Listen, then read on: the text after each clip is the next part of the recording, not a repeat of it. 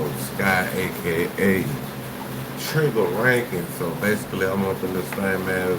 Y'all in here with the Freestyle Fanaticz podcast. We just be in here freestyling, reacting to different videos and stuff like that. So yeah, man. How y'all doing on this good Thursday? Big Juan? So that brother? Yeah, I saw it. You count on my mind. You know, Craig? Spring. We was talking over all our problems, right? And you know how we do it. We started getting high, nigga. We got fucked up. Look, nigga, I'm gonna be here 10 o'clock on the dot. If you ain't got my money or my bud, I'm killing you and him. You gonna kill me? Chill on him. I just told him we was smoking, man. And we was just chilling. Man, you was smoking. I just wanna tap a little piece of joint with you. Man, that fool ain't gonna do nothing. What'd he say? Alright, man, he said we don't pay him by 10 o'clock. He gonna bust the cap in both our ass, nigga. We need to pay him, man. He crazy, man. Let's stick together. I can't believe you got me in the mix with this fool. Oh, man, I ain't put that joint to your lip and make you smoke it. Might as well. Come on, Craig, man. Stimulate your mind, man. It's Friday. Gonna get you high. Why you bringing up old shit? What's up? Alright, y'all. You know we gotta get back on Shannon. We gotta get back on Unc today. I think Unc got some bullshit. I want to buy your house right now, as is, Don't no sell matter it. what Don't sell it. condition it's in. And not only The problems that people have them, they are my problem. So the idea of being petty or going back and forth. It's the Petty Show, y'all. Shannon, the Petty Show. Check him out. Shannon Sharp confronts Kevin Hart about snitching on him. It's so beneath me because I don't have the problem. And Some people that I've kind of held behind the scenes, and to see them attack. Oh, I wouldn't have let him do this. I wouldn't have said that. Why do white people pay so much attention to black people if they don't like them? You would think if you didn't like something, why would you be paying attention to it? Kevin Hart might be the biggest comedian in Hollywood, but behind that fake little smile and those corny Instagram workout skits, there's a whole lot of shady moves being made. And now, it looks like Shannon Sharp is the latest one to catch the smoke. Damn. And we are not talking about petty shade or celeb beef. This is a straight-up power play happening in real time. Shannon Sharp just lost his $100 million bag, got hit with one of the nastiest lawsuits of the year, and is now being accused of freaky, messed up behavior by a 19-year-old OnlyFans model. But here's where it flips. Cat Williams just stepped in, and he's putting the blame on Kevin Hart. He said, Yeah. He told him after that after the interview with him, Cat Williams told Shannon Sharp, they're gonna come for you, bro. That's what we they were said. all low-key thinking, this wasn't a random scandal, this was a setup. And once you hear the receipts, it all starts to make sense. Cat's been dragging Kevin for years, but now we're seeing the pattern. Every time Kevin wins, another black man gets tossed out of the game. Kevin Hart's been laughing all the way to the top. But what if behind that goofy smile and billion-dollar brand, he's actually been plotting to take down the very men who paved the way for him? Let's not pretend this came out of no... Remember, Shannon Sharp did call him industry plant. Cat Williams has never messed with Kevin Hart, and he hasn't exactly been shy about saying it.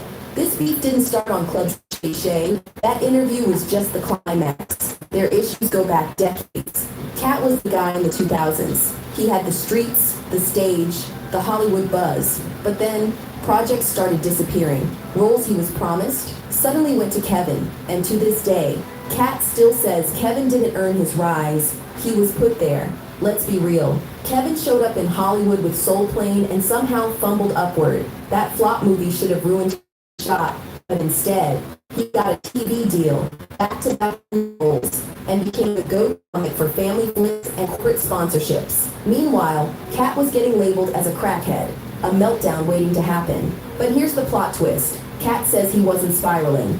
He was being sabotaged. And guess who benefited every time Cat lost a deal? Kevin. Now fast forward to the 2010s. The industry was in full dress-up mode. Remember the wave of putting black men in wigs and heels for comedy? Kevin once said he would never wear a dress. Dave Chappelle, another great comedian, said that, you know, in the industry, they tried to make him wear a dress. Have you ever ran into that with scripts, and is that something that, you know, you wouldn't do, you know, for... So listen to his answer now.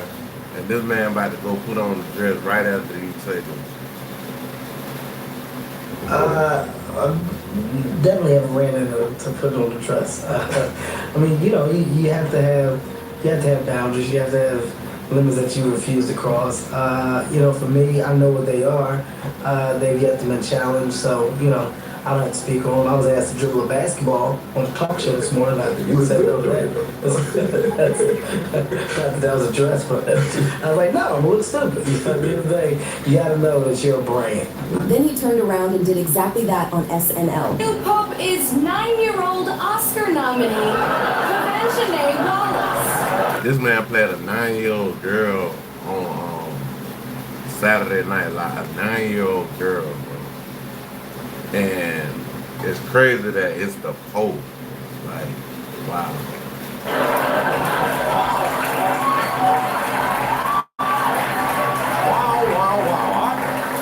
I don't think anyone saw this one coming. Fanaticz Wallace, of course, the first African American, the first female, and first child Pope. And what is the new Pope doing? Huh? I didn't find that funny, bro. Like, I didn't find that funny. And the man came out there with a whole dress on, bro. Playing a 9-year-old girl, bro. I didn't think it was funny, bro. It wasn't funny to me, though, dog. Pope Fanaticz is lifting her arms into her signature muscle man pose. Truly adorable, and everyone loves him. Meanwhile, Dave Chappelle had Her signature muscle man. What's that old school song they had? Muscle, man. Them folks was, they was like, they're right here, dog. just gone viral, telling Oprah that he refused to wear a dress because he didn't want to be used as a prop to make Hollywood executives laugh. He put this dress on, and what is it, costume? No, I'm not doing it. I don't feel comfortable with it. That should be...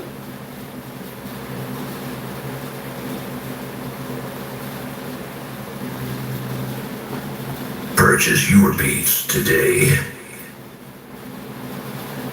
The media is covering the Social Security riot, but it's all hold on, y'all. I ain't got what's called. Give me a second. No, I'm not doing it. I don't feel comfortable with it. That should have been in the discussion. Well, you don't feel comfortable with it. I mean, it's a hilarious bit. All the greats have done it. So, well, if all the greats have done it, it's kind of hacky, right? You're right. So why don't we just not do it? Because I don't feel comfortable wearing a dress. Oh, come on, Dave, listen, we got it all set up. We're supposed to shoot every minute your waist costs this much money. You know, the pressure comes in.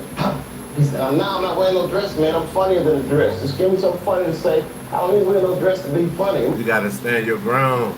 Like, you gotta stand your ground, dog. You dig? So when Kevin popped out in a dress right after that, Kat saw it as confirmation. Kevin wasn't just a sellout. He was following the script. Things didn't stop at the dress. Back when Kat was at his peak, Hollywood started pushing a narrative that he was on drugs. Man, and he got on the Breakfast Club and straight threw this man in the dirt, dog. Like, just did him all type of dirty wrong type. Unhinged, unreliable. But if you look closer, most of those rumors came from PR circles, not police reports. Then, in an interview on The Breakfast Club, Kevin basically blamed Kat for his own downfall. Listen to what he said about Cat Williams, but Cat Williams refuted everything this man said. Good or bad. My frustration with Cat Williams comes from, you keep pointing at Hollywood. Hollywood this, the white man, this, and this. When do you take responsibility for your actions? You had the shot. Cat was in that position at one point. You were the guy. Yeah. You were set up to be the star. You didn't show up to work. You f***ed off promo shoots. You f***ed off your promo. So do y'all actually think that happened? Or do you think he just being a hater right now? Like, let me know in the comment section what you think. Is Kevin Hart being a hater right now? Or is he right? I think he wrong.